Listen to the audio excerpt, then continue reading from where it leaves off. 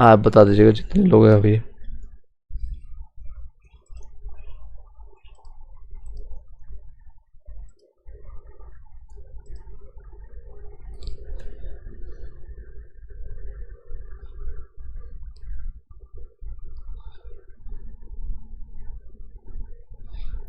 चलिए, I hope कि voice जा रहा होगा।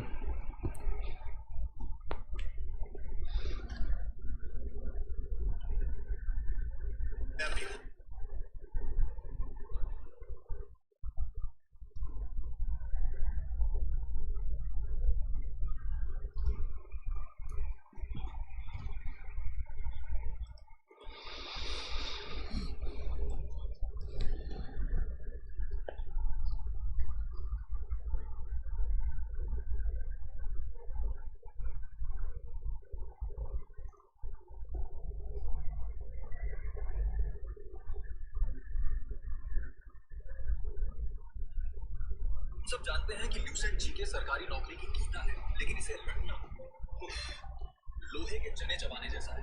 लेकिन क्या हो अगर मैं कहूं कि आपको रटने की जरूरत ही नहीं है। Bluetooth mode paired.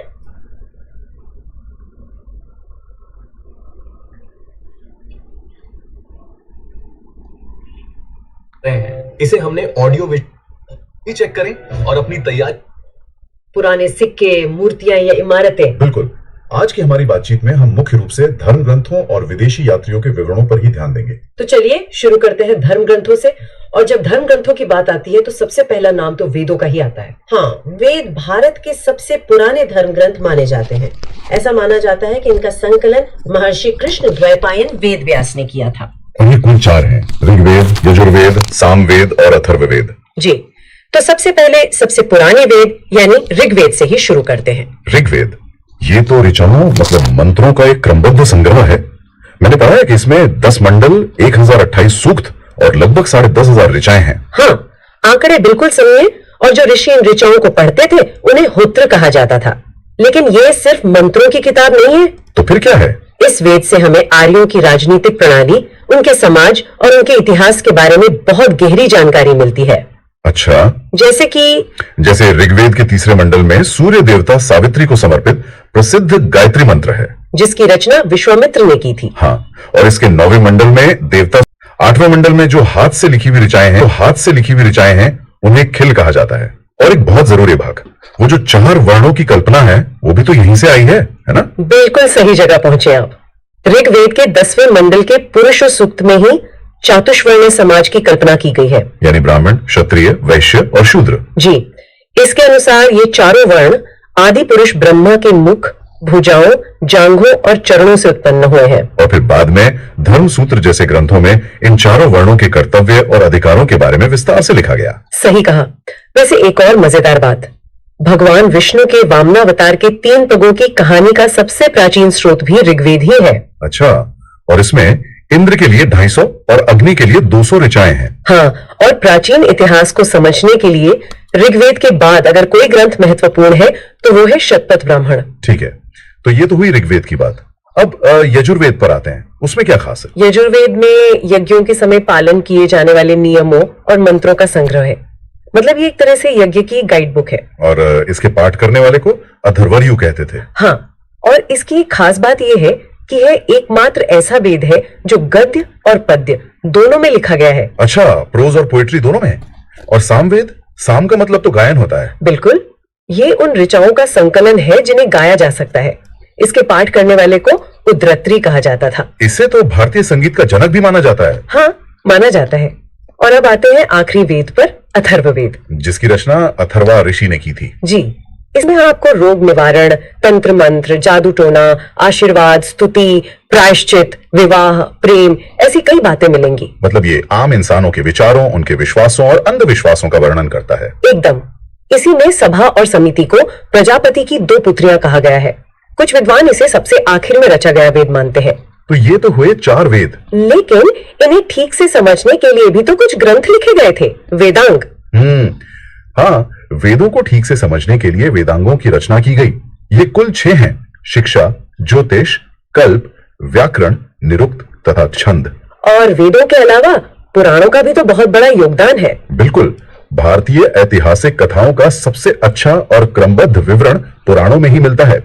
इसके रचयिता लोमहर्ष और उनके पुत्र उग्रश्रवा माने जाते हैं। पुराणों की संख्या तो 18 है। हाँ, पर इनमें से केवल 5 पुराण मत्स्य, वायु, विष्णु, ब्राह्मण और भागवत, इन्हीं में राजाओं की वंशावली मिलती है। जैसे विष्णु पुराण का संबंध मौर्य वंश से है, मत्स्य पुराण का आंध्र सातवाहन वंश से, और वायु पुराण का गुप्त वंश से। बिल्कुल सही। एक और बात, पुराणों की भाषा काफी सरल थी, है ना? हाँ, ज्यादातर पुराण सरल संस्कृत श्लोकों में लिखे गए हैं। स्त्रियां और शूद्र जिन्हें वेद पढ़ने की अनुमति नहीं थी, वे भी पुराणों को सुन सकते थे। मतलब ये ज्ञान आम लोगों तक पहुंचता था। हाँ, पुजारी मंदिरों में इनका पाठ किया करते थे। और स्मृति ग्रंथों की बात करें तो सबसे प्राचीन और प्रामाणिक मनुस्मृति को माना जाता है, जो शुंग काल का ग्रंथ है। और नारद स्मृति से गुप्त युग के बारे में जानकारी मिलती है। सही। तो ये तो हुए हमारे अपने ग्रंथ। अब उन स्रोतों पर आते हैं जो हमें भारत के बाहर से आए लोगों के लेखन से मिलते हैं, मतलब विदेशी यात्रियों के विवरण। हाँ, और इसमें सबसे पहले बात करते हैं यूनानी रोमन लेखकों की। इसमें कुछ शुरुआती नाम है, जैसे टेसियस और हेरोडोटस। लेकिन मैंने सुना है कि इतिहासकार इन पर ज्यादा भरोसा नहीं करते। टेसियस ईरान का राजवैद्य था। भारत के बारे में उसका वर्णन हैरान करने वाली कहानियों से भरा है, इसलिए विश्वसनीय नहीं है। और हेरोडोटस, जिन्हें इतिहास का पिता भी कहते हैं, उन्होंने अपनी किताब हिस्टोरिका में भारत और फारस के संबंधों का वर्णन तो किया है, लेकिन वो भी ज्यादातर सुनी सुनाई बातों पर ही आधारित है। तो फिर भरोसेमंद जानकारी कहां से मिलनी शुरू हुई? सिकंदर के साथ आए लेखकों से, जैसे निरियाकस, आनासिक्रिटस और आस्ट्योबुलस। इनके विवरण ज्यादा प्रामाणिक और विश्वसनीय माने जाते हैं। और सिकंदर के बाद तो एक बड़ा नाम आता है, मेगास्थनीज। हाँ, मेगास्थनीज। वो सेल्यूकस निकेटर का राजदूत था, जो चंद्रगुप्त मौर्य के दरबार में आया था।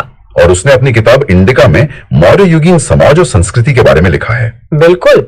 उसके बाद डायमेकस आया, जो सीरिया के राजा का राजदूत था। वो बिंदुसार के दरबार में आया था। और डायोनीसियस, वो मिस्र के राजा का राजदूत था, जो अशोक के दरबार में आया था। इनके अलावा भी तो कुछ नाम हैं, जैसे टॉलेमी और प्लिनी। हाँ, टॉलेमी ने 2री शताब्दी में भारत का भूगोल नाम की किताब लिखी, और प्लिनी ने 1ली शताब्दी में नेचुरल हिस्ट्री लिखी, जिसमें भारतीय पशुओं, पौधों और खनिजों के बारे में जानकारी है। एक और बड़ी रहस्यमयी किताब का जिक्र होता है, पेरिप्लस ऑफ द एरिथ्रियन सी। हाँ, रहस्यमयी इसलिए क्योंकि इसके लेखक के बारे में कोई जानकारी नहीं है।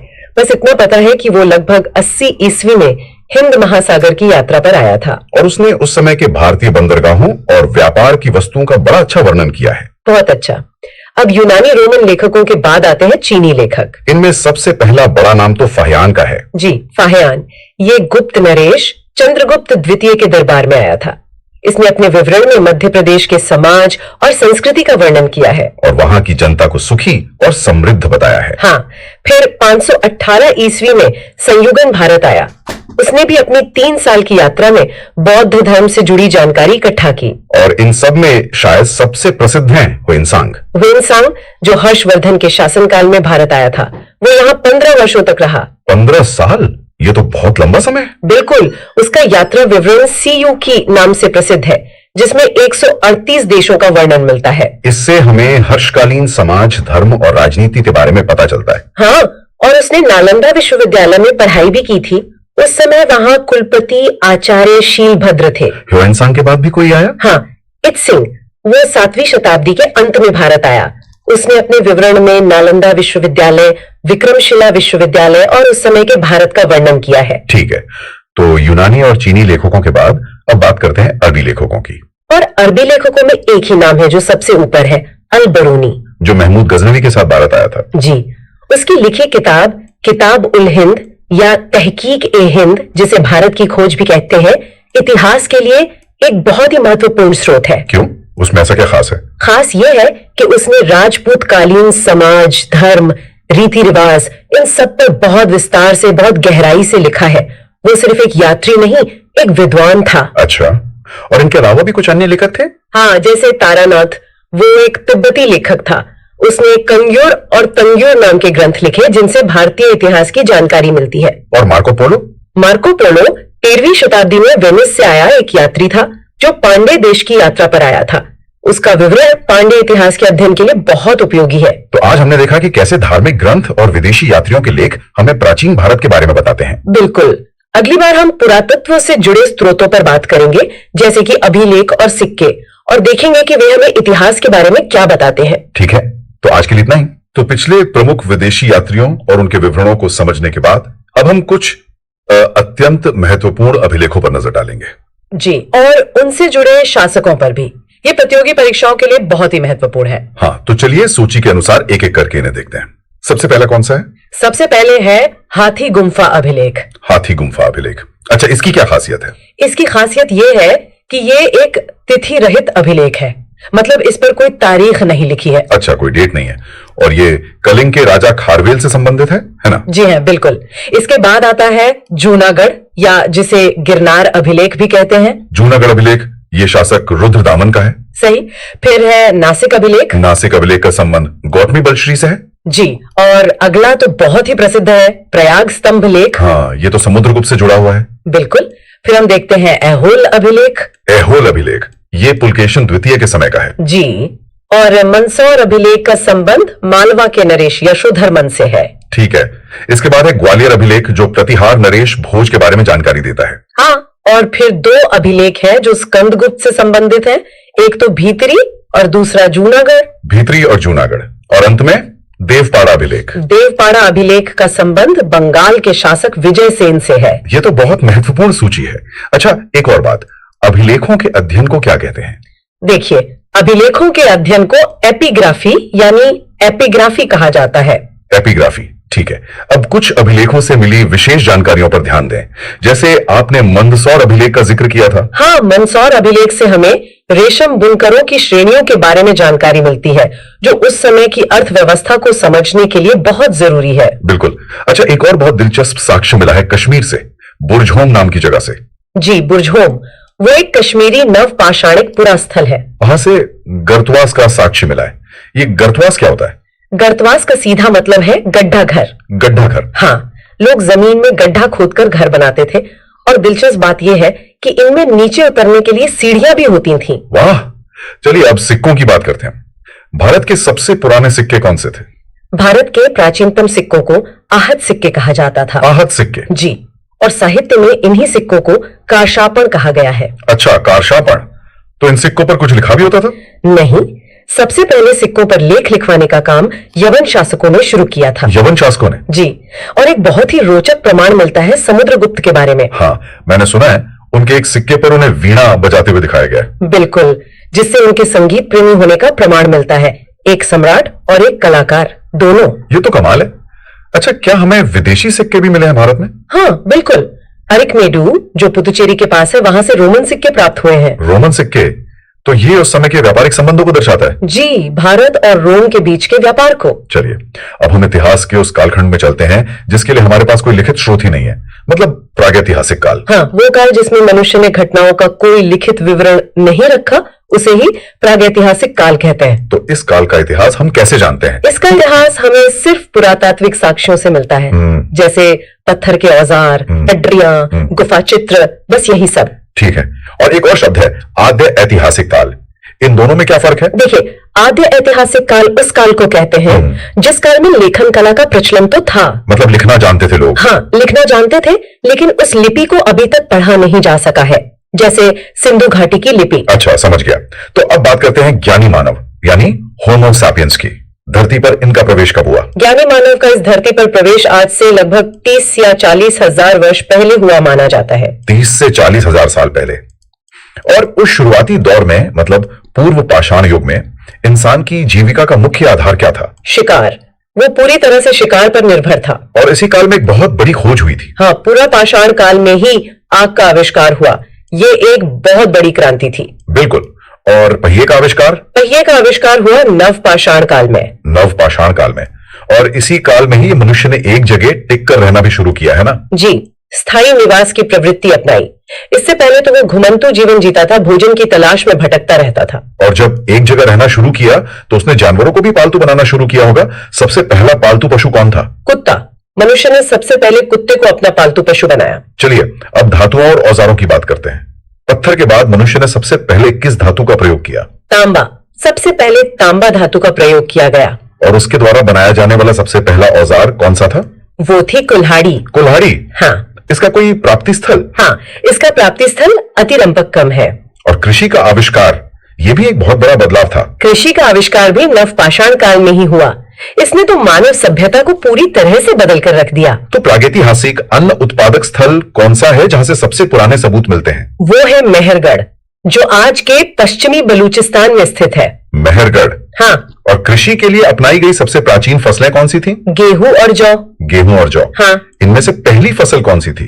गेहूं को पहली फसल माना जाता है। अच्छा। हाँ। भारत में पुरापाषाण कलाकृति की पहली खोज कहां हुई थी?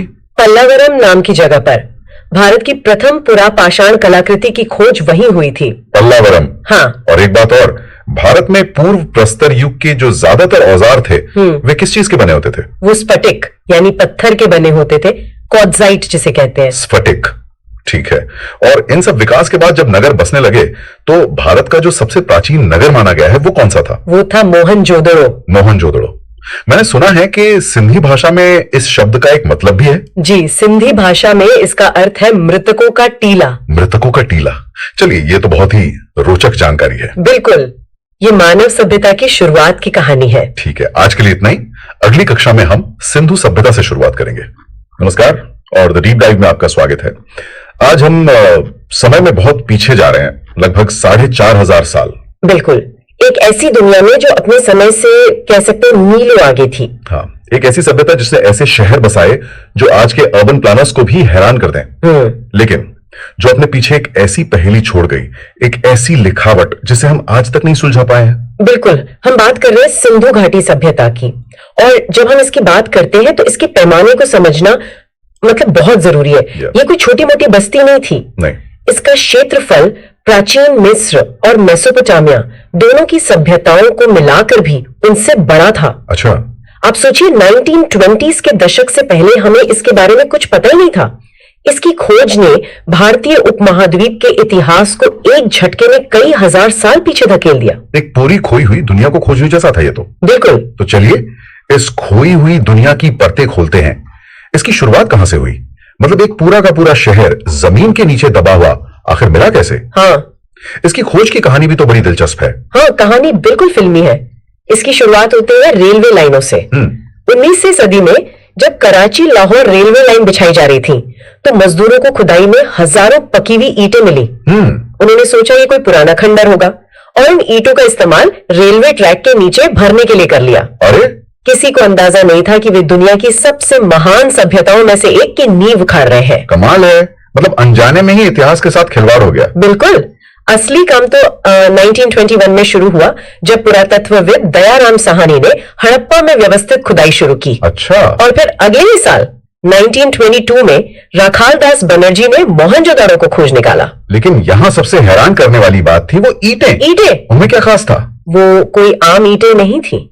सबसे आश्चर्य की बात यह थी कि हड़प्पा से लेकर मोहनजोदड़ो तक, जो सैकड़ों किलोमीटर दूर है, बिल्कुल, और दूसरे कई शहरों में जो सैकड़ों किलोमीटर दूर बसे थे, उन सभी ईंटों का आकार और अनुपात, मतलब लंबाई, चौड़ाई और ऊंचाई का जो रेशियो था 4.2.1, वो बिल्कुल एक जैसा था हर जगह। एक मिनट, ये तो बहुत बड़ी बात है। आज के जमाने में भी बिना आधुनिक कम्युनिकेशन और सप्लाई चेन के एक जैसी ईंटें इतने बड़े इलाके में बनाना मतलब लगभग नामुमकिन है। ये तो किसी बहुत ही शक्तिशाली केंद्रीय व्यवस्था की ओर इशारा करता है। यही तो इसका सबसे बड़ा रहस्य है। ये एक ऐसी मानकीकरण या स्टैंडर्डाइजेशन की निशानी है जो उस युग में कहीं और देखने को नहीं मिलती। इससे पता चलता है कि कोई एक केंद्रीय सत्ता थी जो क्वालिटी कंट्रोल से लेकर माप तौल तक सब कुछ तय करती थी। जब आप एक केंद्रीय सत्ता और इतने बड़े पैमाने पर मानकीकरण की बात कर रहे हैं तो मेरे मन में सवाल उठता है कि ये इलाका आखिर कितना बड़ा था? हम कितने बड़े क्षेत्र की बात कर रहे हैं? ये आज के पाकिस्तान, पश्चिमी भारत और अफगानिस्तान के कुछ हिस्सों तक फैला था। अच्छा। पश्चिम में बलूचिस्तान के सुतका गैंडोर से लेकर पूर्व में उत्तर प्रदेश के आलमगीरपुर तक, और उत्तर में जम्मू के मांदा से लेकर दक्षिण में महाराष्ट्र के दायमाबाद तक। बाप रे। ये लगभग 13 लाख वर्ग किलोमीटर का क्षेत्र था। और जब रेडियो कार्बन C14 जैसी वैज्ञानिक विधियों से इसका समय पता किया गया तो ये 2350 ईसा पूर्व से 1750 ईसा पूर्व के बीच का निकला। अच्छा। इसीलिए इसे आद्य ऐतिहासिक या कांस्य युग में रखा गया है। वो समय जब लिपि तो थी पर हम उसे पढ़ नहीं पाए। चलिए, उनके शहरों के अंदर चलते हैं, क्योंकि जब भी सिंधु घाटी सभ्यता की बात होती है उनके नगर नियोजन या टाउन प्लानिंग का जिक्र जरूर होता है। कहा जाता है कि उनके शहर ग्रिड सिस्टम पर बने थे। हाँ, और ये कोई मामूली बात नहीं है। इसका मतलब है कि शहर बसाने से पहले पूरी प्लानिंग की जाती थी। सड़कें बिल्कुल सीधी होती थी और एक दूसरे को समकोण यानी 90 डिग्री के एंगल पर। हाँ, ज्यादातर घरों के दरवाजे और खिड़कियां मुख्य सड़क पर नहीं बल्कि पीछे की गलियों में खुलते थे। हाँ, आज के हिसाब से देखें तो ये प्राइवेसी और सुरक्षा के लिए एक बेहतरीन डिजाइन है। सड़क की धूल और शोर शराबे से भी बचाव होता था। बिल्कुल, लेकिन इसमें लोथल शहर एक अपवाद है, जो एक बड़ा बंदरगाह और व्यापारिक केंद्र था। हाँ, अच्छा। वहां घरों के दरवाजे मुख्य सड़क की ओर खुलते थे, शायद इसलिए क्योंकि वहां दुकानें या वर्कशॉप रही होंगी। लेकिन जो चीज सबको हैरान करती है वो है मोहनजोदाड़ो का विशाल स्नानागार। The great bath. हाँ, द ग्रेट बाथ। हाँ, उसके बारे में तो मैंने भी सुना है। उसके आकार के बारे में कुछ बताइए ताकि सुनने वाले अंदाजा लगा सके। ये लगभग 12 मीटर लंबा और 7 मीटर चौड़ा था। बाप रे। यानी आज के किसी औसत स्विमिंग पूल के आधे से भी ज्यादा बड़ा, और ये 4,500 साल पहले बनाया गया था। कमाल है। इसके फर्श पर पक्की ईंटों का इस्तेमाल हुआ था और पानी का रिसाव रोकने के लिए प्राकृतिक टार का लेप लगाया गया था। पानी भरने के लिए पास में एक कुआं था और गंदे पानी की निकासी के लिए एक बेहतरीन ड्रेनेज सिस्टम भी था। ये इंजीनियरिंग का एक कमाल था, है ना? तो क्या ये सिर्फ नहाने के लिए था या इसका कोई और मकसद था? इसका आकार और बनावट देखकर ज्यादातर विशेषज्ञ मानते हैं कि इसका कोई धार्मिक या अनुष्ठानिक महत्व था। अच्छा, शायद किसी खास मौके पर सामूहिक स्नान या पवित्र होने के लिए इसका इस्तेमाल होता था। इस बात को और बल मिलता है जब हम देखते हैं कि लोथल और कालीबंगन जैसी जगहों से अग्निकुंड भी मिले हैं। अच्छा, अग्निकुंड भी मिले हैं। हाँ। इससे लगता है कि अग्नि और जल दोनों ही उनकी पूजा पद्धति का हिस्सा थे। तो हमारे पास बेहतरीन शहर हैं, मजबूत केंद्रीय व्यवस्था के संकेत हैं और धार्मिक अनुष्ठानों के भी सबूत हैं। लेकिन इन शहरों में रहने वाले लोग कैसे थे? उनकी रोजमर्रा की जिंदगी कैसी थी? उनकी खानपान की मुख्य फसलें गेहूं और जौ थीं। मीठे के लिए वे लोग शहद का इस्तेमाल करते थे, लेकिन वो यहीं तक सीमित नहीं थे। रंगपुर और लोथल से चावल के दाने भी मिले हैं, जिसका मतलब है कि वे धान की खेती से भी परिचित थे। अच्छा। लेकिन उनकी सबसे बड़ी देन थी कपास। कपास। माना जाता है कि दुनिया में सबसे पहले कपास की खेती सिंधु सभ्यता के लोगों ने ही शुरू की। ये तो बहुत बड़ी देन है जिसने पूरी दुनिया का पहनावा बदल दिया। सोचिए, जिस नरम और आरामदायक कपड़े को हम आज रोज पहनते हैं उसकी शुरुआत यहीं से हुई। ये सिर्फ एक फसल नहीं थी, ये एक ग्लोबल रेवोल्यूशन था। बिल्कुल। और जब हम उनके समाज को समझने की कोशिश करते हैं तो एक और दिलचस्प चीज सामने आती है। खुदाई में बड़ी संख्या में स्त्री मृण मूर्तियां यानी मिट्टी की बनी महिलाओं की मूर्तियां मिली हैं। हाँ। इसी आधार पर कई इतिहासकार ये मानते हैं कि उनका समाज मात्र सत्तात्मक रहा होगा, जहां परिवार और समाज में महिलाओं का दर्जा ऊंचा था। ये बहुत दिलचस्प थ्योरी है, लेकिन मेरा मतलब है, क्या सिर्फ मूर्तियों के आधार पर इतना बड़ा दावा किया जा सकता है? क्या ऐसा नहीं हो सकता कि वे सिर्फ उर्वरता की देवी की पूजा करते थे और समाज का ढांचा फिर भी पितृसत्तात्मक ही रहा हो? बिल्कुल। इतिहासकारों में इस पर क्या बहस है? ये एक बहुत बड़ा सवाल है और इस पर इतिहासकारों में बहस चलती रहती है। एक पक्ष कहता है कि इतनी ज्यादा संख्या में स्त्री मूर्तियों का मिलना और पुरुष देवताओं की मूर्तियों का लगभग न मिलना समाज में स्त्री की केंद्रीय भूमिका की ओर करता है। वहीं दूसरा पक्ष आपकी बात से सहमत है।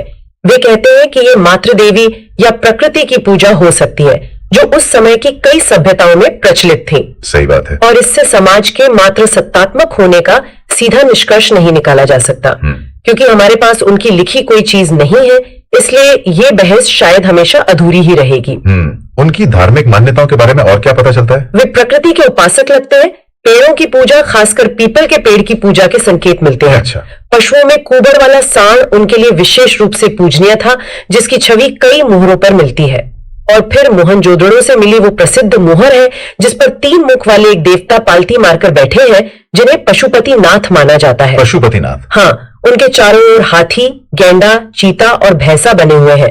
कई लोग इसे भगवान शिव का आदि रूप मानते हैं। लेकिन एक अजीब बात यह भी है कि इतनी विकसित और धार्मिक प्रतीकों वाली सभ्यता में मंदिरों का कोई ठोस सबूत नहीं मिला है। और यही बात इसे मेसोपोटामिया और मिस्र की सभ्यताओं से अलग करती है, जहां बड़े बड़े मंदिर और पिरामिड बनाए गए। सही है। यहाँ ऐसा कुछ नहीं है। पूजा शायद व्यक्तिगत या सामुदायिक स्तर पर खुले में होती थी। हाँ। एक और चिन्ह है जो शायद हड़प्पा सभ्यता की ही देन है, स्वास्तिक चिन्ह। स्वास्तिक? संभवतः यह सूर्य पूजा या सौभाग्य का प्रतीक रहा होगा। तो समाज मात्र सत्तात्मक था या नहीं, इस पर बहस है। वे प्रकृति की पूजा करते थे, लेकिन क्या वे कला प्रेमी भी थे? मुझे वो कांसे की नर्तकी की मूर्ति याद आती है जो आत्मविश्वास से भरी लगती है। वो हमें उनके समाज के बारे में क्या बताती है? मोहनजोदड़ो से मिली वो छोटी सी कांसी की मूर्ति कला का एक अद्भुत नमूना है। जिस तरह से वो खड़ी है, उसका आत्मविश्वास, उसके चेहरे का भाव, वो किसी देवी की मूर्ति नहीं लगती बल्कि एक आम लड़की की लगती है। ये दिखाता है कि वो सिर्फ धार्मिक प्रतीक ही नहीं बना रहे थे बल्कि रोजमर्रा की जिंदगी को भी कला में ढाल रहे थे। सही है। वे जिंदा दिल लोग थे जिन्हें संगीत और नृत्य का शौक रहा होगा। हमने उनके शहर देखे, समाज को समझने की कोशिश की, लेकिन अब उस सबसे बड़ी पहेली पर आते हैं जिसने सबको उलझा रखा है, उनकी लिपि। हम उनके बनाए शहर देख सकते हैं, उनकी मूर्तियां छू सकते हैं, लेकिन हम उनकी आवाज नहीं सुन सकते क्योंकि हम उनकी लिखावट नहीं पढ़ पाए हैं। सही कहा। उनकी लिपि भाव चित्रात्मक थी, यानी उसमें आवाज के लिए अक्षरों की जगह भावनाओं और चीजों के लिए चित्र और चिन्ह होते थे। अच्छा। इसे लिखने का तरीका भी बड़ा अनोखा था। पहली लाइन में दाईं से बाईं ओर लिखा जाता था और फिर अगली लाइन में बाईं से दाईं ओर, सांप की तरह। अरे वाह। इस शैली को बूस्ट्रोफेडन कहते हैं। मैं इतने सालों से इन मोहरों को देख रही हूँ और कभी कभी लगता है कि वे आपसे कुछ कहना चाह रही हैं। ये एक अजीब सा एहसास है, जैसे किसी कमरे के बाहर खड़े होकर अंदर की बातचीत सुनने की कोशिश करना और कुछ समझ न पाना। और लिपि न पढ़ पाने की वजह से ही हम उनकी सामाजिक और राजनीतिक व्यवस्था के बारे में सिर्फ अनुमान ही लगा सकते हैं। बिल्कुल। हमें नहीं पता कि उनके राजा होते थे या कोई समिति शासन करती थी, उनके कानून क्या थे या वे अपने इतिहास के बारे में क्या लिखते थे। बिल्कुल, लेकिन उनके व्यापार के बारे में हमें काफी कुछ पता है क्योंकि उसके सबूत मेसोपोटामिया यानी आज के इराक तक मिले हैं। अच्छा। मेसोपोटामिया के लेखों में मेलुहा नाम की जगह का जिक्र मिलता है जहां से वे व्यापार करते थे। ज्यादातर इतिहासकारों का मानना है कि मेलुहा सिंधु क्षेत्र का ही नाम था। लोथल और सुतकोतदा जैसे बड़े बंदरगाहों ने इस अंतरराष्ट्रीय व्यापार में अहम भूमिका निभाई। और व्यापार था तो जाहिर है कि हिसाब किताब के लिए मापतौल का कोई सिस्टम भी होगा। हाँ, और वो भी पूरी तरह से मानकीकृत था, ठीक उन ईंटों की तरह। बिल्कुल। वे 16 के अनुपात वाले बांटों का इस्तेमाल करते थे, 16, 32, 64, 160। और ये प्रणाली भारत में आधुनिक समय तक किसी न किसी रूप में चलती रही। ये दिखाता है कि उनका व्यापार कितना व्यवस्थित और ईमानदार था। तो यहां आकर सारी बातें जुड़ती हैं। एक अविश्वसनीय रूप से उन्नत सभ्यता, जिनके शहर आज के शहरों को टक्कर देते थे, जिनकी मानकीकृत ईंटें और बांट एक मजबूत केंद्रीय सत्ता दिखाते थे, जिनका व्यापार दूर दूर तक फैला था। ऐसी सभ्यता अचानक खत्म कैसे हो गई? ये इस कहानी का सबसे दुखद और रहस्यमयी हिस्सा है। और यही सबसे बड़ा सवाल है। इसका कोई एक जवाब नहीं है। सबसे प्रभावी और पुरानी थ्योरी बाढ़ की है। सिंधु नदी और उसकी सहायक नदियों में आने वाली विनाशकारी बाढ़ों ने शायद उनके शहरों को बार बार तबाह किया होगा। मोहनजोदड़ो में खुदाई के दौरान गाद की कई परतें मिली हैं जो इस थ्योरी को मजबूत करती हैं। लेकिन क्या सिर्फ बाढ़ इतनी बड़ी सभ्यता को पूरी तरह खत्म कर सकती है? शायद नहीं। इसीलिए अब विशेषज्ञ कई और कारणों को मिलाकर देखते हैं। एक बड़ी थ्योरी है जलवायु परिवर्तन की। माना जाता है कि मौसम सूखा हो गया, मॉनसून का पैटर्न बदल गया। अच्छा। जिससे सरस्वती जैसी नदियां जो उनकी जीवन रेखाएं थी सूख गई, खेती बर्बाद हो गई और लोगों को वो जगह छोड़कर कहीं और जाना पड़ा। और वो आर्यों के आक्रमण वाली थ्योरी का क्या हुआ जो पहले बहुत प्रचलित थी? वो थ्योरी अब ज्यादातर इतिहासकार नहीं मानते क्योंकि उसके कोई ठोस पुरातात्विक सबूत नहीं मिले हैं। ठीक है। एक और वजह ये हो सकती है कि उनके अंतरराष्ट्रीय व्यापारिक नेटवर्क टूट गए।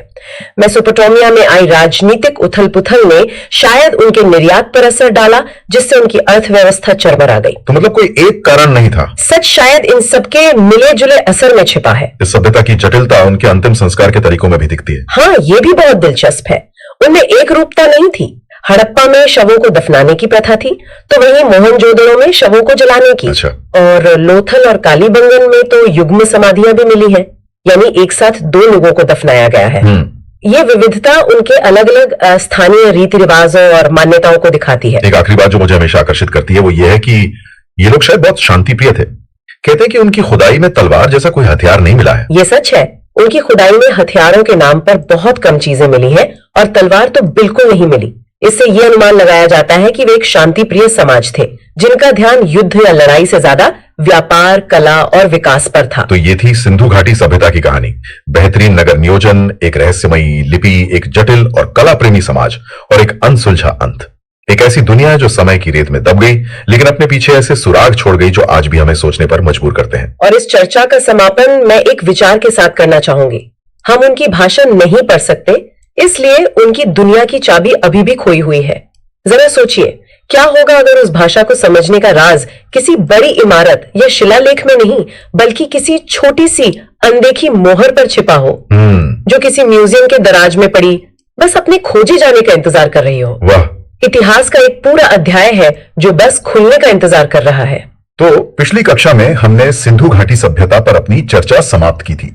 आज हम इतिहास में एक कदम और आगे बढ़ेंगे और एक नए अध्याय की शुरुआत करेंगे, वैदिक सभ्यता। बिल्कुल। और देखिए, अध्ययन की सुविधा के लिए हम वैदिक सभ्यता को 2 भागों में विभाजित करके समझेंगे। 2 भागों में? हाँ, पहला है ऋग्वैदिक काल, जिसका समय हम मानते हैं 1500 से 1000 ईसा पूर्व, और दूसरा है उत्तर वैदिक काल, जो 1000 से 600 ईसा पूर्व तक चला। ठीक है, तो इस सभ्यता के निर्माता कौन थे? मतलब ये लोग कौन थे? माना जाता है कि इस सभ्यता का निर्माण आर्यों ने किया था, और ऐसा कहते हैं कि आर्य सबसे पहले पंजाब और अफगानिस्तान में आकर बसे थे। अच्छा, तो इस पर सबसे मान्य सिद्धांत कौन सा है? देखिए, मैक्स मूलर का सिद्धांत सबसे ज्यादा प्रचलित है, जिसके अनुसार आर्यों का जो मूल निवास स्थान था वो मध्य एशिया था। तो आर्यों द्वारा निर्मित यही सभ्यता वैदिक सभ्यता कहलाई। और क्या ये सिंधु घाटी सभ्यता की तरह एक शैली सभ्यता थी? नहीं, उसके ठीक विपरीत ये एक ग्रामीण सभ्यता थी, और आर्यों की भाषा थी संस्कृत। तो इस ग्रामीण सभ्यता का प्रशासन वो कैसे चलता था? इसकी इकाइयां क्या थी? हाँ, तो प्रशासनिक इकाइयां एक क्रम में थी। सबसे छोटी थी कुल, मतलब परिवार, फिर कई कुल मिलकर बनता था ग्राम। ठीक है। कई ग्राम मिलकर विश, फिर विश से जन, और सबसे ऊपर राष्ट्र। और इनके मुखिया, जैसे ग्राम का मुखिया? हाँ, ग्राम के मुखिया को ग्रामीण कहा जाता था। विश का जो प्रधान था वो विशपति कहलाता था, और जन के शासक को कहते थे राजन। तो राजा के प्रमुख अधिकारी कौन होते थे? मतलब उसकी मदद के लिए कौन लोग थे? राज्य के अधिकारियों में पुरोहित और सेनानी, ये 2 सबसे प्रमुख थे। पुरोहित और सेनानी? जी। इनके अलावा सूत, रथकार और कम्मादी नाम के अधिकारी भी होते थे, जिन्हें रत्निन कहा जाता था। राजा को मिलाकर इनकी संख्या 12 हुआ करती थी। 12?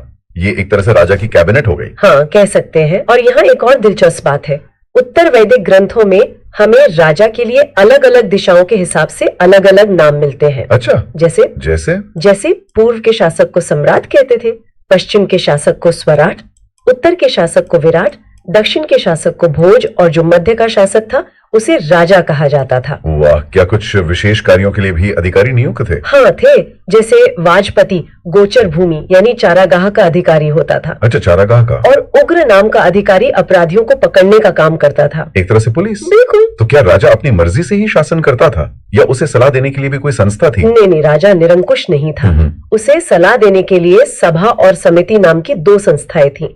सभा जो थी वो श्रेष्ठ और संभ्रांत लोगों की संस्था थी, और समिति, जबकि समिति सामान्य जनता का प्रतिनिधित्व करती थी, और इनके अध्यक्ष को ईशान कहा जाता था। अब बात करते हैं युद्ध की। युद्ध में सेना का नेतृत्व कौन करता था, और ये युद्ध होते क्यों थे?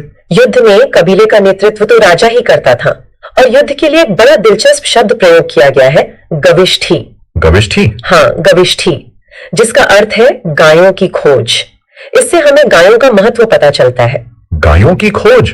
इससे मुझे प्रसिद्ध दशाराज्ञ युद्ध का ध्यान आता है। बिल्कुल सही। दशाराज्ञ युद्ध का उल्लेख ऋग्वेद के 7वें मंडल में मिलता है। यह युद्ध परुष्णी यानी आज की जो रावी नदी है उसके तट पर हुआ था। किसके बीच? ये सुदास और 10 जनों के बीच लड़ा गया था, जिसमें सुदास की विजय हुई थी। चलिए अब समाज की संरचना को समझते हैं। ऋग्वैदिक समाज कैसा था? ऋग्वैदिक समाज 4 वर्णों में बटा हुआ था, ब्राह्मण, क्षत्रिय, वैश्य और शूद्र। लेकिन ये विभाजन, इसका आधार क्या था? यही सबसे जरूरी बात है। यह विभाजन जन्म पर आधारित ना होकर व्यवसाय पर आधारित था। इसका उल्लेख ऋग्वेद के 10वें मंडल के पुरुषोक्त में मिलता है। पुरुष युक्त में इन वर्णों की उत्पत्ति के बारे में क्या बताया गया है? उसके अनुसार ब्राह्मण परम पुरुष के मुख से, क्षत्रिय उनकी भुजाओं से, वैश्य उनकी जांघों से और शूद्र उनके पैरों से उत्पन्न हुए हैं। तो ये एक तरह से काम का विभाजन दिखाता है। हाँ, और आर्यों का समाज पितृ प्रधान था। समाज की जो सबसे छोटी इकाई थी वो थी परिवार, जिसका मुखिया पिता होता था, जिसे कुलप कहते थे। इस पितृ प्रधान समाज में स्त्रियों की क्या स्थिति थी? स्त्रियों की स्थिति इस काल में काफी अच्छी थी। वे अपने पति के साथ यज्ञ कार्य में भाग लेती थीं। बाल विवाह और पर्दा प्रथा का प्रचलन बिल्कुल नहीं था।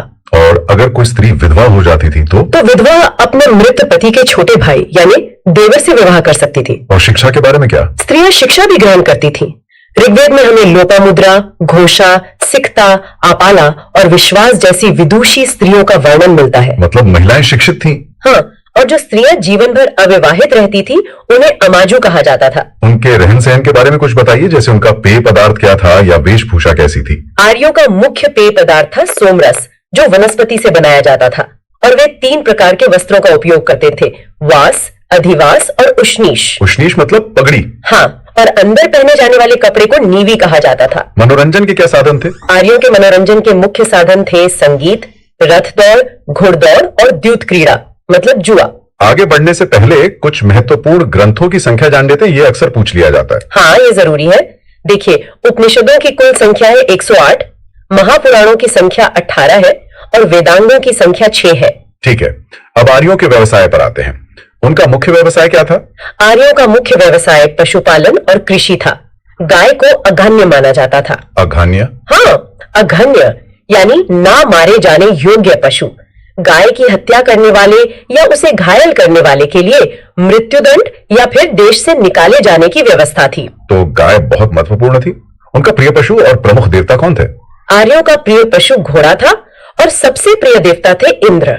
उन्होंने किन धातुओं का प्रयोग किया? आर्यों द्वारा खोजी गई धातु लोहा थी, जिसे वे शाम अयस्क कहते थे, और तांबे को लोहित अयस्क कहते थे। व्यापार कैसे होता था? क्या सिक्के थे? नहीं, व्यापार के लिए वस्तु विनिमय की प्रणाली ही प्रचलित थी। हाँ, एक बात और, ऋण देकर ब्याज लेने वाले व्यक्ति को वेकनाट यानी सूदखोर कहा जाता था। मनुष्य और देवताओं के बीच क्या संबंध था? मतलब पूजा कैसे होती थी? अग्नि की पूजा मनुष्य और देवता के बीच मध्यस्थ की भूमिका निभाने वाले देवता के रूप में की जाती थी। अच्छा, अग्नि के माध्यम से। ऋग्वेद में किन नदियों का उल्लेख है? ऋग्वेद में उल्लेखित नदियों में सरस्वती सबसे महत्वपूर्ण और पवित्र मानी जाती थी। इसमें गंगा का 1 बार और यमुना का उल्लेख 3 बार हुआ है, और सबसे ज्यादा बार सिंधु नदी का उल्लेख सबसे अधिक बार हुआ है। अब आते हैं उत्तर वैदिक काल पर। इस काल में क्या बड़े बदलाव हुए? उत्तर वैदिक काल में इंद्र के स्थान पर प्रजापति सबसे प्रिय देवता हो गए, और राजा के राज्याभिषेक के समय राजसूय यज्ञ का अनुष्ठान किया जाने लगा। और समाज में क्या परिवर्तन आया? ये सबसे बड़ा सवाल है। सबसे बड़ा परिवर्तन यही था कि उत्तर वैदिक काल में वर्ण व्यवसाय की बजाय जन्म के आधार पर निर्धारित होने लगे। ओहो, तो व्यवस्था कठोर हो गई। बिल्कुल। कृषि में भी कुछ नई शब्दावली आई, जैसे हल को सिरा और हल से बनी रेखा को सीता कहा जाता था। क्या इस काल में सिक्कों का प्रचलन शुरू हो गया था? देखिए, उत्तर वैदिक काल में निष्क और शतमान मुद्रा की इकाइयां तो थीं, लेकिन इस काल में किसी खास भार, आकृति और मूल्य के सिक्कों के चलन का कोई प्रमाण नहीं मिलता। इस काल में दर्शन का भी बहुत विकास हुआ। सबसे प्राचीन दर्शन कौन सा है? सांख्य दर्शन भारत के सभी दर्शनों में सबसे प्राचीन है।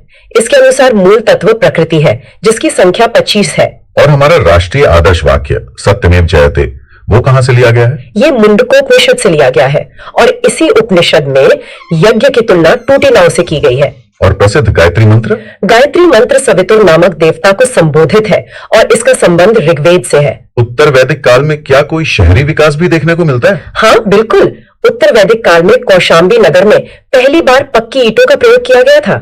इस काल के महाकाव्यों के बारे में भी बताइए। इस काल में 2 महाकाव्य थे, महाभारत और रामायण। महाभारत का पुराना नाम जय संहिता है, और यह विश्व का सबसे बड़ा महाकाव्य है। क्या कोई और नई सामाजिक संस्था भी इस दौरान उभरी? हाँ, गोत्र नामक संस्था का जन्म भी उत्तर वैदिक काल में ही हुआ।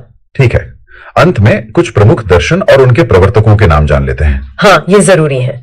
चार्वाक दर्शन के प्रवर्तक चार्वाक थे, योग के पतंजलि, सांख्य के कपिल, न्याय के गौतम, और मीमांसा पूर्व मीमांसा के जैमिनी, उत्तर मीमांसा के बादरायण, और वैशेषिक दर्शन के प्रवर्तक कणाद या उलूक थे।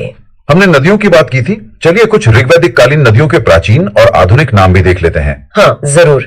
कृभु का आधुनिक नाम कुर्रम है, कुभा का काबुल, वितस्ता का झेलम, आस्किनी का चिनाब, और परुष्णी जिसका हमने जिक्र किया था। परुष्णी का रावी, शतोद्री का सतलज, विपाशा का व्यास, सदानीरा का गंडक, दृशद्वती का घग्घर, गोमती का गोमल, और सुवस्तु का आधुनिक नाम स्वात है। बहुत बढ़िया। और अब आखिर में ऋग्वैदिक काल के प्रमुख देवताओं और उनके महत्व पर भी एक नजर डाल लेते हैं। बिल्कुल। इंद्र थे युद्ध के नेता और वर्षा के देवता। अग्नि थे देवता और मनुष्य के बीच मध्यस्थ। वरुण, वरुण पृथ्वी और सूर्य के निर्माता, समुद्र के देवता और ऋतु परिवर्तन और दिन रात के कर्ता थे। देव आकाश के देवता थे, ये सबसे प्राचीन माने जाते हैं। सोम और उषा, सोम वनस्पति के देवता, उषा प्रगति और उत्थान की देवी, अश्विन विपत्तियों को हरने वाले देवता, पूषण पशुओं के देवता, विष्णु विश्व के संरक्षक और पालनकर्ता, और एक मरुत भी थे। हाँ, मरुत आंधी तूफान के देवता थे। ठीक है, तो आज हमने ऋग्वेदिक काल के सामाजिक, राजनीतिक और आर्थिक जीवन से लेकर उत्तर वैदिक काल में हुए महत्वपूर्ण बदलावों तक की चर्चा की है। जी, और हमने इस युग के प्रमुख दर्शनों, देवताओं और महत्वपूर्ण ग्रंथों को भी समझा। तो आज के लिए यहीं रुकते हैं। अगली कक्षा में हम इस काल के बाद महाजनपदों के उदय के बारे में। आई होप ये आपको रिमाइंड हो गया होगा सारी चीज़ें। एक बार बता दीजिएगा यस नो में भी। हाँ, इससे संबंधित 2-3 क्वेश्चन हम पूछेंगे, आप लोग साथ साथ बताते जाइएगा। गायों का जो है क्या कहा जाता था? अग्रणी कहा जाता था। ना मारे जाने वाले जितने भी योगी हैं, गाय की हत्या करने वाले को, उसे घायल करने वाले को क्या सजा दी जाती थी? मृत्युदंड या उसे देश से निकाला जाता था। आर्यों का प्रिय जो है पशु क्या होता था? तो घोड़ा या सर्वाधिक प्रिय देवता कौन है? तो इंद्र होता था। आर्यों द्वारा खोजी गई धातु कौन से था? पहले आपका जो है आपका लोहा है, जिसमें श्याम अयस कहा जाता था। इसे आर्यों का सबसे प्रिय जो है पहला धातु जो खोजा गया तो कौन है? लोहा। उसको फेरम भी कहते हैं, Fe से डिनोट करते हैं, और उसको क्या कहते हैं? श्याम अयस के नाम से जानते हैं। तांबे को आपको लोहित अयस भी कहा जाता है। व्यापार हेतु बताइएगा, दूर दूर तक जाने वाले व्यक्ति को क्या कहते थे? व्यापार हेतु जो आपको दूर दूर जाने वाले व्यक्ति को क्या कहते थे? आप लोग बताइएगा कमेंट बॉक्स में। जितने लोग अभी कनेक्टेड, एक बार लाइक करके शेयर कर दीजिएगा जितने लोग अभी कनेक्टेड हैं, क्योंकि ये सारी चीज़ें आपको डबल आपको दिखा भी रहे हैं, और साथ ही साथ आपको AI की मदद से आपको हेल्प करके, क्योंकि क्वेश्चन आंसर में हम आपको बता रहे हैं सारी चीज़ें, तो आपको फ़ायदा होगा। व्यापार हेतु दूर दूर जाने वाले व्यक्ति को पनी कहते हैं। लेन देन वाली वस्तु क्या होता था? वस्तु विनिमय। जैसे आपका गेहूं की जगह चावल ले लिया, चावल की जगह आपका कुछ और ले लिया, जो भी आपके पास है, तो वस्तु विनिमय, उसमें सोना नहीं हुआ करते थे। चलिए नेक्स्ट है, ऋण दे करके ब्याज देने वाले को, जिसे आप बैंक नोट या सूदखोर भी कहते हैं, उसको क्या कहते हैं? उसको सूदखोर के नाम से आजकल के भी वही सूदखोर कहते हैं। जो गांव देहात में अगर आपने लिया होगा तो आप लोग उसको कहते हैं सूदखोर के नाम से। मनुष्य देवता या देवता के बीच में मध्यस्थता की भूमिका निभाने वाले देवता को कौन थे? तो अग्नि के। जैसे आपको नारायण जी आ जाते हैं प्रकट होकर, तो अग्नि देवता उसके मनुष्य देवता के बीच में मध्यस्थता यानी कि मेडिएटर का काम करते थे। ऋग्वेद में आपको उल्लिखित आपको सभी देवियों में सरस्वती सबसे अधिक जो है ज़्यादा पवित्र। अभी हालांकि सरस्वती विलुप्त हो चुकी है, सरस्वती देखने को नहीं मिलता है। ऋग्वेद में गंगा यमुना का जो है उल्लेख सिर्फ एक बार हुआ है, याद रखिएगा। जो गंगा कानपुर, पटना, बनारस या फिर आपका देखने को मिलता है इसके नज़दीक। यमुना जो दिल्ली और आगरा के नज़दीक, ऑलमोस्ट ये भी खत्म होने के कगार पर है या गंदगी के कगार पर है। उत्तर का वैदिक काल में आपके इंद्र के स्थान पर आपका प्रजापति आपका सर्वाधिक आपका प्रिय देवता है। उत्तर वैदिक काल में राजा के राज्याभिषेक के लिए आपको क्या राजसूय यज्ञ करवाते थे।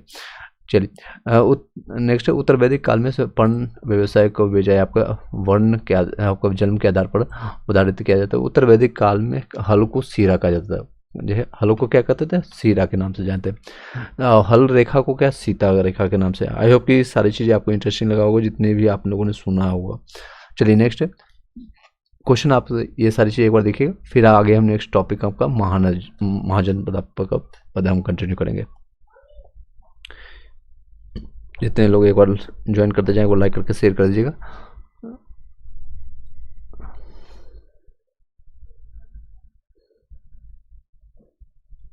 बिहार में जी, और दूसरा सबसे महत्वपूर्ण मगध, इसकी राजधानी गिरिव्रज या राजगृह थी। ये आज का पटना, गया, बिहार का क्षेत्र हुआ। सही।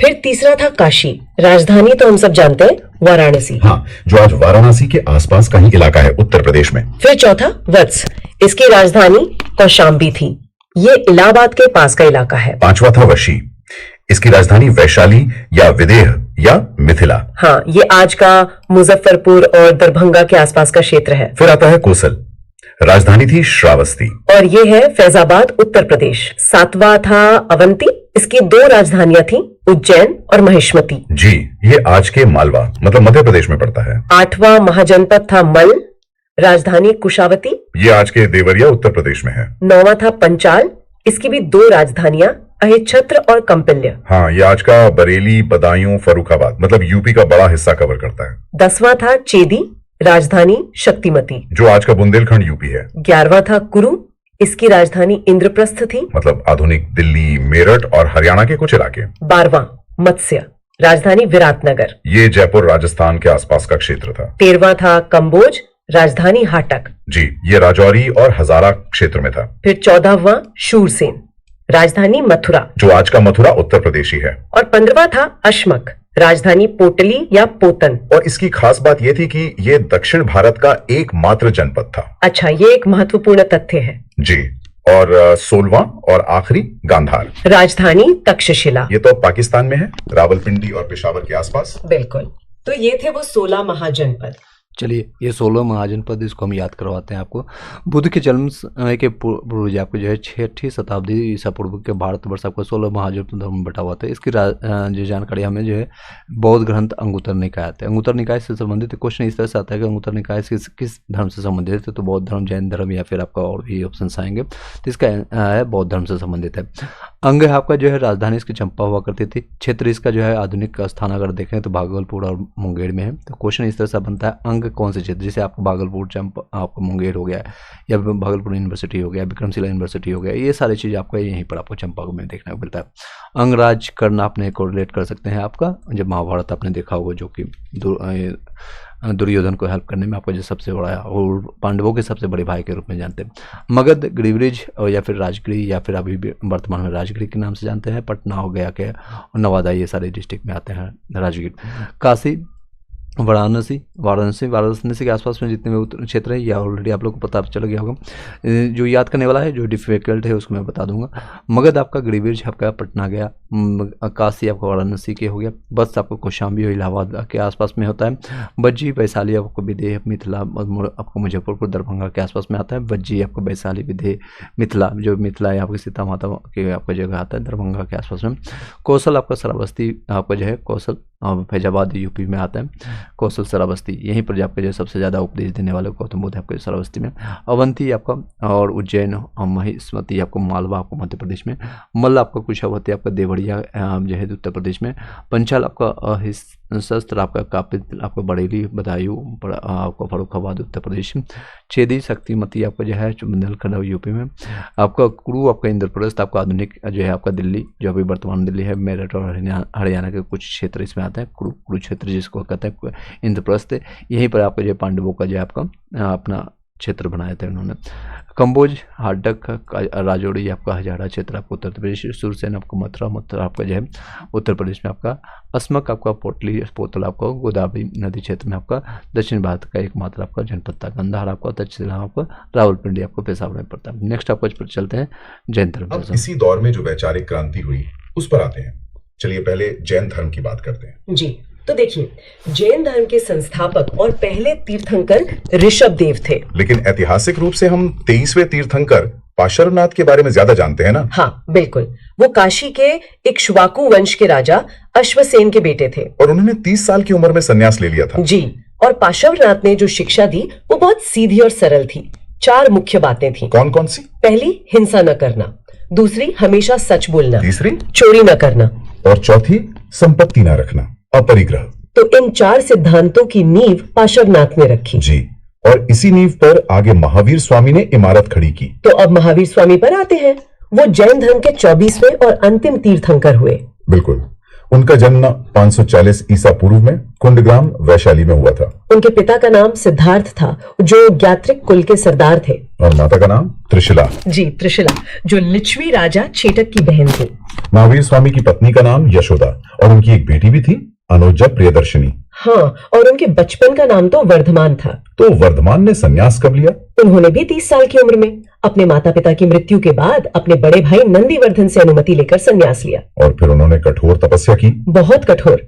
12 वर्षों की कठिन तपस्या के बाद ऋजुपालिका नदी के तट पर, एक साल के पेड़ के नीचे, है ना? जी, साल वृक्ष के नीचे तपस्या करते हुए उन्हें ज्ञान प्राप्त हुआ। और ज्ञान प्राप्ति के बाद ही वर्धमान महावीर कहलाए। हाँ, तब वो जिन यानी विजेता, अरहत यानी पूज्य और निर्ग्रंथ यानी बंधनहीन कहलाए। महावीर ने अपने उपदेश किस भाषा में दिए? उन्होंने प्राकृत भाषा में उपदेश दिए।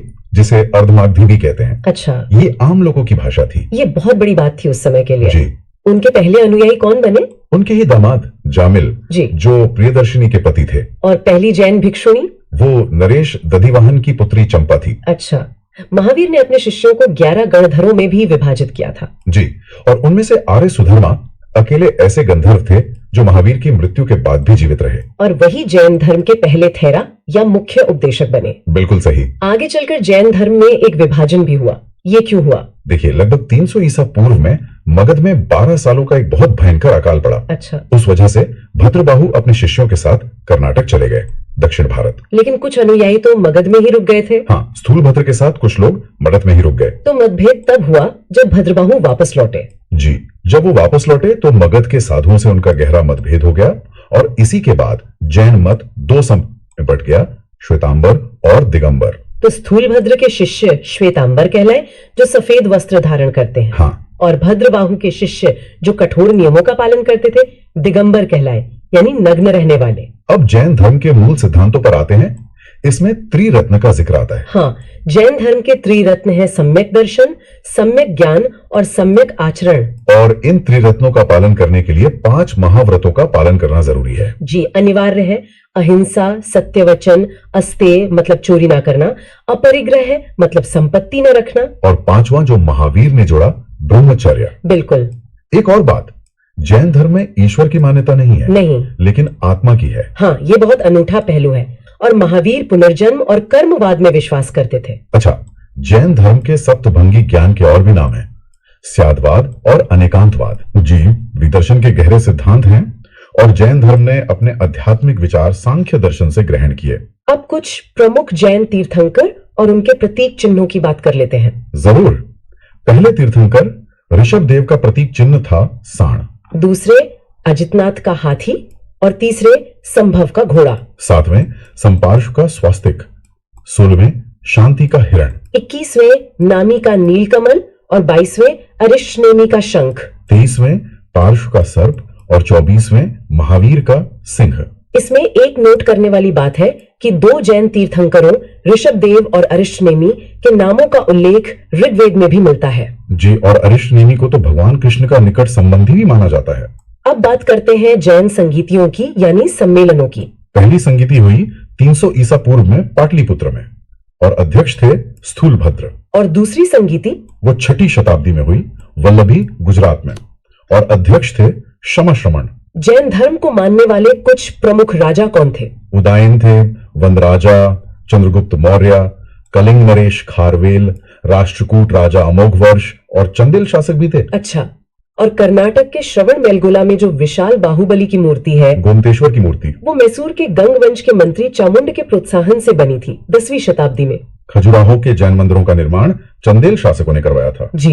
और मौर्योत्तर युग में मथुरा जैन धर्म का एक बहुत प्रसिद्ध केंद्र था। और महावीर की मृत्यु कब और कहां हुई? 72 वर्ष की आयु में 468 ईसा पूर्व में बिहार राज्य के पावापुरी मतलब राजगीर में उनका निर्वाण हुआ। मल्ल राजा सृष्टिपाल के राजप्रासाद में। बिल्कुल। तो ये तो हुई जैन धर्म की बात। अब बौद्ध धर्म पे आते हैं। बौद्ध धर्म के संस्थापक गौतम बुद्ध थे, जिन्हें एशिया का ज्योतिपुंज यानी लाइट ऑफ एशिया भी कहा जाता है। उनका जन्म 563 ईसा पूर्व में कपिलवस्तु के लुम्बिनी नामक स्थान पर हुआ था। जी। उनके पिता शुद्धोधन शाक्य गण के मुखिया थे और माता का नाम माया देवी था, लेकिन उनकी माता की मृत्यु तो उनके जन्म के 7वें दिन ही हो गई थी। हाँ, इसलिए उनका लालन पालन उनकी सौतेली माँ प्रजापति गौतमी ने किया। उनके बचपन का नाम सिद्धार्थ था। जी। और 16 वर्ष की अवस्था में उनका विवाह यशोधरा के साथ हुआ। उनके पुत्र का नाम राहुल था। पर सिद्धार्थ का मन तो राजपाट में नहीं लगा। जब वो कपिलवस्तु की सैर पर निकले तो उन्होंने 4 दृश्य देखे। एक बूढ़ा व्यक्ति, एक बीमार व्यक्ति, एक शव और एक सन्यासी। इन दृश्यों ने उन्हें बहुत व्यथित कर दिया और 29 वर्ष की अवस्था में उन्होंने गृह त्याग कर दिया, जिसे बौद्ध धर्म में महाभिनिष्क्रमण कहा गया है। सही। घर छोड़ने के बाद वो वैशाली के आलार कलाम के पास गए और उनसे सांख्य दर्शन की शिक्षा ली। तो आलार कलाम सिद्धार्थ के पहले गुरु हुए। जी। आलार कलाम के बाद उन्होंने राजगीर के रुद्र करामपुत्र से शिक्षा ग्रहण की और फिर वो उर्वेला गए, जहां उन्हें 5 साधक मिले। हाँ, कौंडिन्य, वप्पा, भादिया, महानामा और अस्सागी। और फिर उन्होंने 6 साल की कठिन तपस्या की। जी।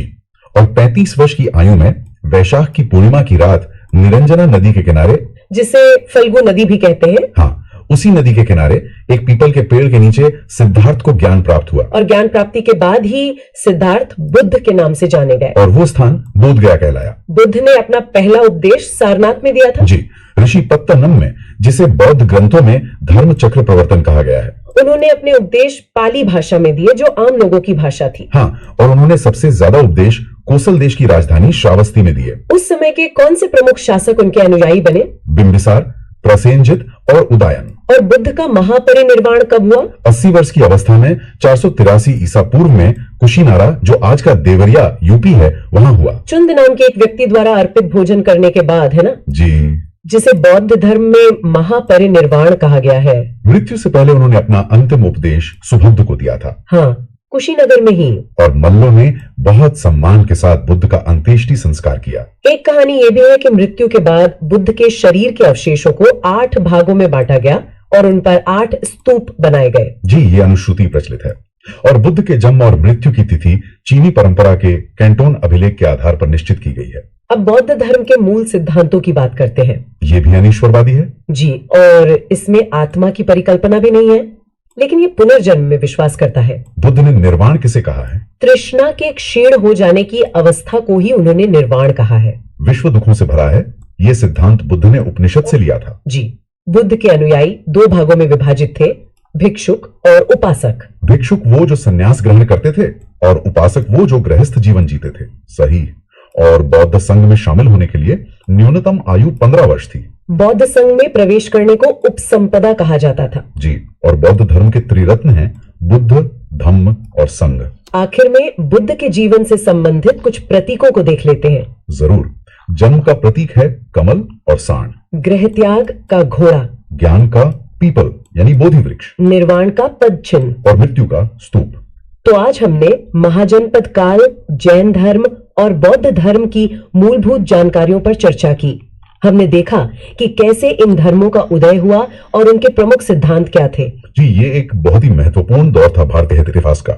अगली बार हम बौद्ध धर्म से संबंधित विभिन्न संगीतियों यानी परिषदों पर विस्तार से बात करेंगे और ये भी समझेंगे कि समय के साथ बौद्ध धर्म हीनयान और महायान जैसी शाखाओं में कैसे विभाजित हुआ। बिल्कुल, उस पर चर्चा करना बहुत दिलचस्प होगा। तो आज के लिए इतना ही।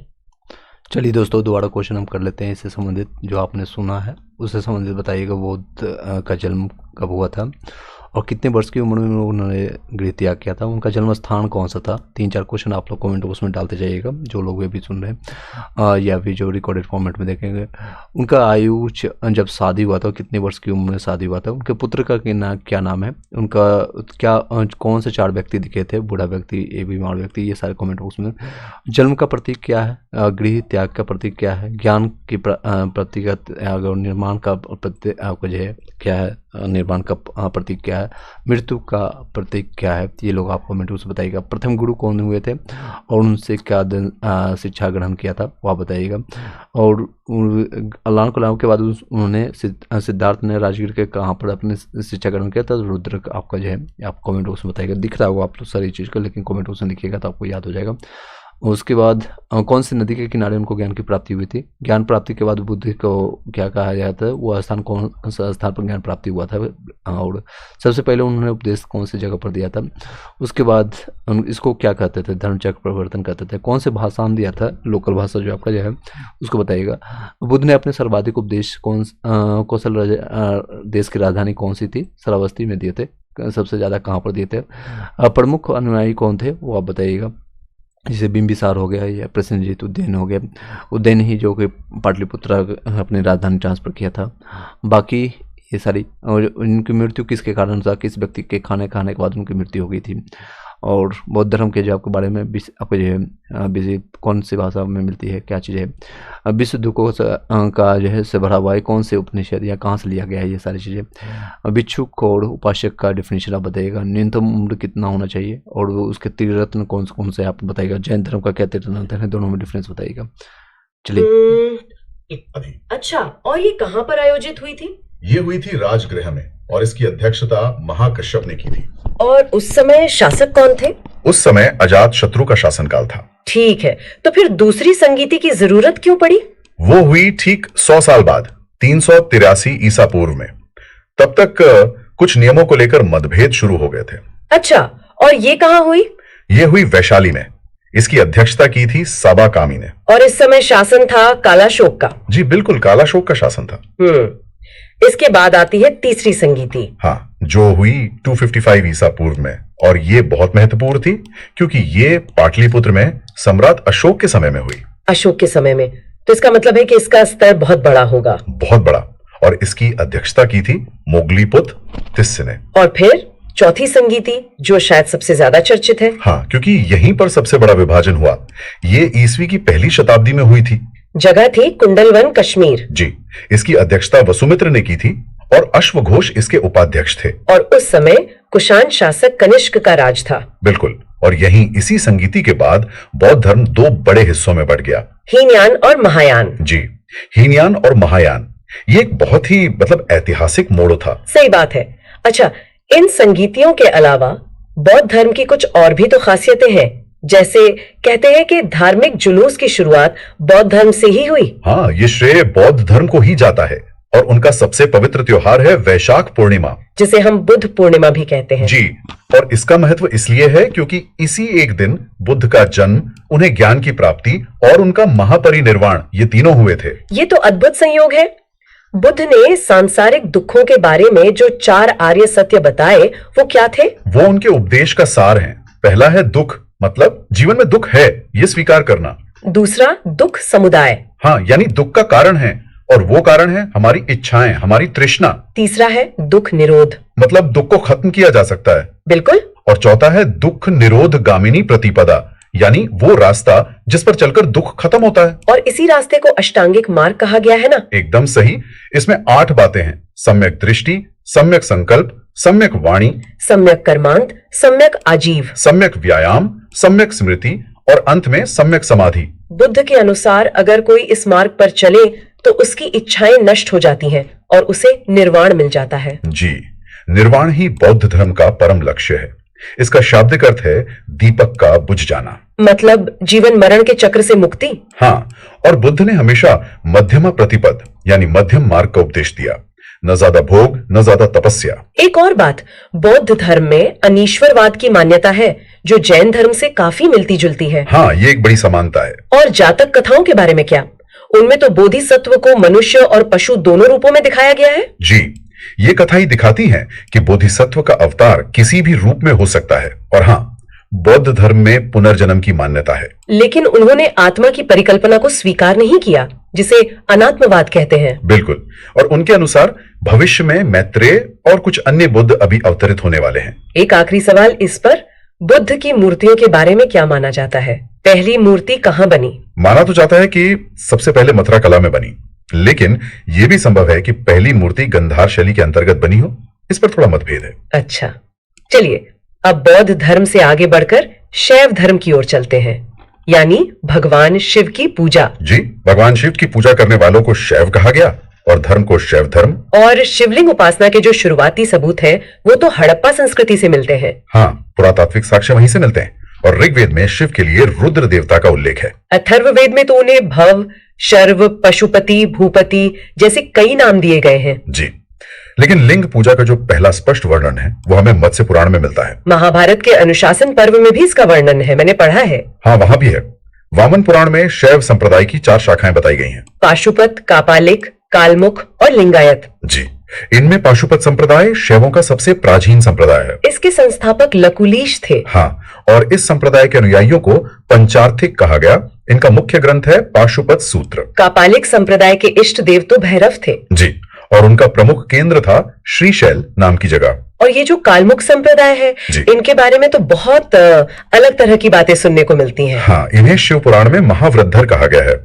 इस संप्रदाय के लोग वो नर कपाल में ही भोजन, जल वगैरह पीते थे और अपने शरीर पर चिता के भस्म भी मलते थे। जी, उनकी साधना का तरीका बहुत उग्र था। और चौथा है लिंगायत संप्रदाय, जो दक्षिण में बहुत प्रचलित था। हाँ, इन्हें जंगम भी कहा जाता था। ये लोग शिवलिंग की उपासना करते थे। बसव पुराण के अनुसार इसके प्रवर्तक अल्लभ प्रभु और उनके शिष्य बासव थे। बिल्कुल, और इसी संप्रदाय को वीरशैव संप्रदाय भी कहते हैं। शैव धर्म का प्रभाव तो समय के साथ और भी बढ़ा। हाँ, 10वीं शताब्दी में मत्स्येंद्र नाथ ने नाथ संप्रदाय की स्थापना की और इसका बहुत ज्यादा प्रचार प्रसार गोरखनाथ के समय में हुआ।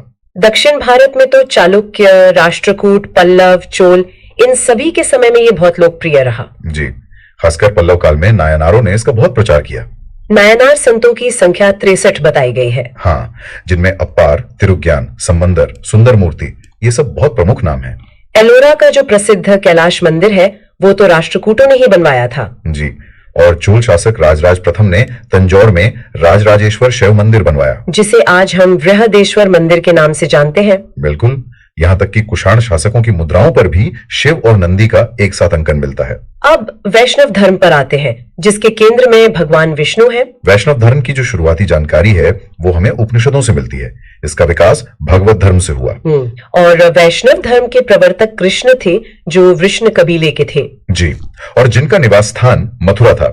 कृष्ण का सबसे पहला उल्लेख छांदोग्य उपनिषद में देव के पुत्र और अंगिरस के शिष्य के रूप में हुआ है। विष्णु के 10 अवतारों का उल्लेख हमें मत्स्य पुराण में मिलता है। हाँ, ये 10 अवतार हैं मत्स्य, कूर्म, वराह, नरसिंह, वामन, परशुराम, राम, बलराम, बुद्ध और कल्कि।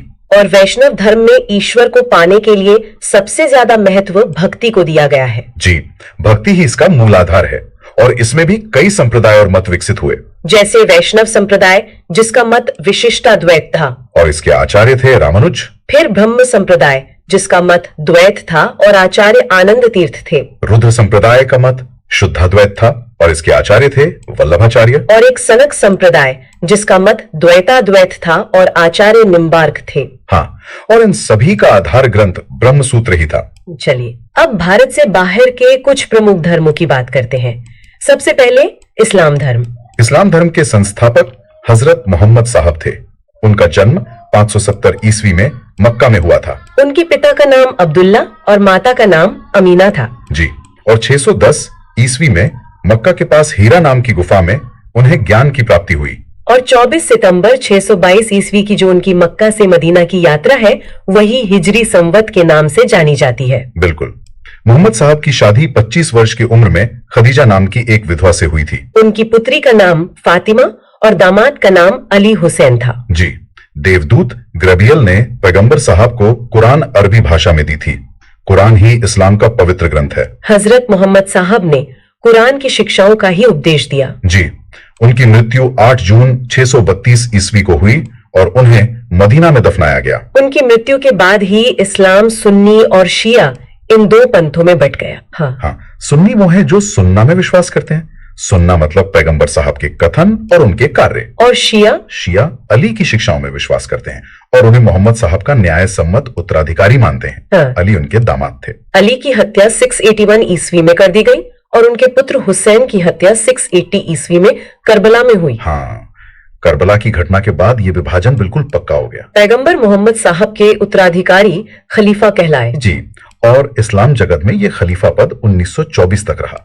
1924 में तुर्की के शासक मुस्तफा कमाल पाशा ने इसे खत्म कर दिया। पैगंबर साहब का जीवन चरित्र सबसे पहले किसने लिखा? वो लिखा था इब्न इशाक ने। और मोहम्मद साहब के जन्मदिन पर ईद मिलादुन नबी का पर्व मनाया जाता है। अब ईसाई धर्म पर एक संक्षिप्त नजर डालते हैं। ईसाई धर्म के संस्थापक ईसा मसीह थे और इसका प्रमुख ग्रंथ है बाइबल। ईसा मसीह का जन्म जेरूसलम के पास बेथलेहम में हुआ था और उनके जन्मदिन को हम क्रिसमस के रूप में मनाते हैं। जी, उनकी माता का नाम मेरी और पिता का नाम जोसेफ था। ईसा ने अपने जीवन के शुरुआती 30 साल एक बड़े के रूप में बिताए थे। हाँ, बेथलेहम के पास नाजरत में। उनके पहले 2 शिष्य थे, एंड्रस और पीटर। उन्हें 33 ईस्वी में सूली पर चढ़ाया गया। जी, रोमन गवर्नर पॉन्टियस ने चढ़ाया था। ईसाई धर्म का सबसे पवित्र चिन्ह क्रॉस है। हाँ, और ईसाई त्रित्व यानी ट्रिनिटी में विश्वास रखते हैं। ईश्वर पिता, ईश्वर पुत्र यानी ईसा और ईश्वर पवित्र आत्मा। और अंत में पारसी धर्म के बारे में कुछ मुख्य बातें। पारसी धर्म के पैगंबर जरथुश्तर थे, जो एक ईरानी थे। और इनकी शिक्षाओं का संकलन जिंद अवस्था नाम के ग्रंथ में है। जी, इनकी मूल शिक्षा का सूत्र है सद्विचार, सद्वचन और सत्कार्य। बहुत सुंदर। इसके अनुयायी एक ईश्वर अहुर को मानते हैं और इस धर्म के अनुयायियों को अग्नि पूजक भी कहा जाता है। तो आज हमने बौद्ध संगीतियों से लेकर शैव, वैष्णव, इस्लाम, ईसाई और पारसी धर्म की मुख्य बातों को समझा। जी, इन सभी धर्मों ने भारतीय उपमहाद्वीप और पूरी दुनिया के इतिहास पर बहुत गहरा असर डाला है। बिल्कुल। तो आज की कक्षा हम यही समाप्त करते हैं। अगली बार हम मगध राज्य के दोस्तों आई होप कि आपको इंटरेस्टिंग लगा होगा। एक बार हम क्वेश्चन कर लेते हैं, कुछ क्वेश्चन आप लोग कमेंट बॉक्स में बताइएगा ताकि आपको याद हो। 3 धर्म भाई आपका कंप्लीट हुआ है। ऑडियो और साथ साथ आपको दिख रहा होगा वीडियो फॉर्मेट में, यानी कोई बुक आपको सामने रख करके रिवीजन भी कर सकते हैं। इससे बेहतर आपको रिवीजन आई डोंट थिंक कि आपको मिलेगा। अगर मिलेगा तो कमेंट बॉक्स में बताइएगा। बौद्ध धर्म के जो है संस्थापक कौन थे आप लोग बताइएगा। कब जन्म हुआ था गौतम बुद्ध का ये बताइएगा। कहाँ पर हुआ था बताइएगा, ये ऑलरेडी क्वेश्चन कर चुके हैं। पहले गुरु कौन थे और उनको कौन सा दर्शन प्राप्त हुआ है बताइएगा। और कौन से भाषा में उन्होंने दिया था और उनकी मृत्यु कब हुई थी, कितने वर्ष की आयु में कहाँ हुई थी, किसने किनके खाने से हुआ था। पहला जो है आपको बताइएगा पूर्ण जन्म की मान्यता थी या नहीं थी आप बताइएगा। वो आपका जो है दुखों का आपको विश्व में दुखों से भरा है, ये आपका ये कहाँ से लिया था उन्होंने। और पहला आपके जो है बहुत संगति, ये बहुत क्वेश्चन आता है, बहुत बार आता है बीपीएससी या बिहार एसएससी में। इस तरह के क्वेश्चन बहुत रिपीटेड क्वेश्चन मिलता है। प्रथम द्वितीय तिथि आपका जो है तीनों आप बताइएगा। और उसके बाद आता है जैन धर्म, शैव धर्म। शैव धर्म के संस्थापक कौन है आपका, मतलब कि किनका पूजा करते थे शिव की। और जो शिव के रुद्र नामक देवता का उल्लेख मिलता है उसमें बताइएगा।